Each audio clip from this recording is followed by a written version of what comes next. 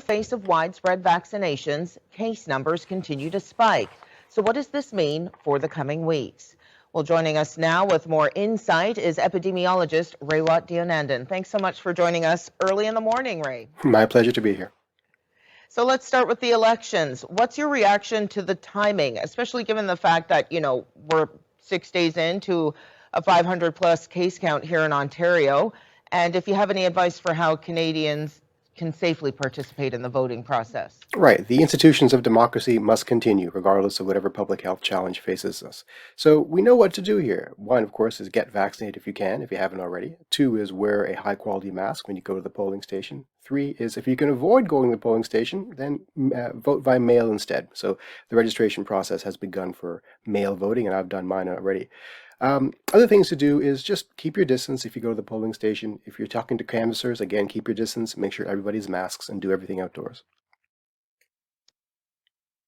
Of course, and those are all, I guess, the obvious solutions, but I can also understand why voters would be understandably anxious when they look ahead to the election because case counts are on the rise, and it's not just among the unvaccinated. We're seeing that here in Ontario, now that the province is revealing that type of information, especially among hospitalizations.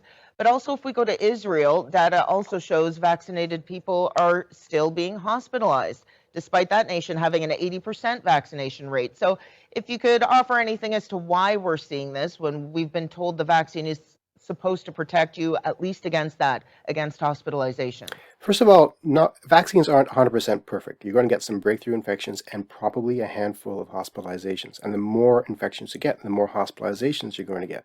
The other thing to consider is something we call the base rate fallacy. This is what happens when an overwhelming majority of people become vaccinated.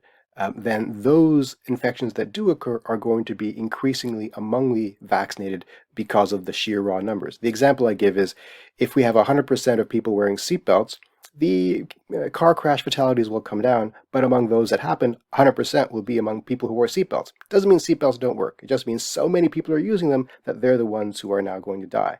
Same with vaccination. So many people are getting vaccinated that the number of infections and hospitalizations has come down in that group, but they're still happening and they're overrepresented depending on how you look at the numbers. Now, vaccines are not bulletproof, all right? And we're going to get breakthrough infections all the time and waning immunity possibly. That's what we're seeing a little bit in Israel. So they were the first to get vaccinated, and so much time has passed that there may be some cases of people with lesser immunity now, which is a bit of a warning sign for us. We have to watch that scenario carefully to see when we have to deploy our own booster shots. Okay, yeah, that takes me perfectly into my next question. Pfizer recommending booster shots to better protect people against the Delta variant. Last week, the US FDA authorized third doses of either Pfizer or Moderna for the immunocompromised, and now we're hearing most Americans would be able to get a third shot, that announcement coming this week. So why haven't we heard any additional guidance from our Canadian government on potential boosters? A few reasons. Number one is that we started vaccinating later, so we don't have the same problem with waning immunity. Number two, there's an issue with the interdose interval. So it turns out that the shorter the period between the first and the second dose, the more likely your immunity is going to wane. And Canada has a longer period between the first and second dose, which was very controversial when we did it, but now it's looking pretty smart.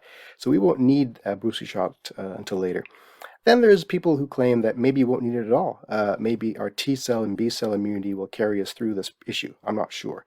And the final thing to consider is it may be unethical to be rolling out third boosters for us when the rest of the world hasn't had first shots yet. This is a global pandemic. We have to take care of the entire species, not just our own country. Okay, Ray, so Paw Patrol is coming out this week, and, it goes without saying how popular that is. How do parents take their kids to the movies safely? COVID is airborne, which means we have to be on the lookout for airborne transmission. Hopefully the theater has good ventilation in place. If it doesn't, then you should investigate other options. Wear a high-quality mask indoors, an N95 mask if you can. And if you cannot guarantee that is the case, I personally would not take my child to a theater if I cannot guarantee that scenario. Okay, thanks as always for your time and insight. That's epidemiologist Raywat Deonandan. Talk soon. Thank you. You're watching Global News Morning.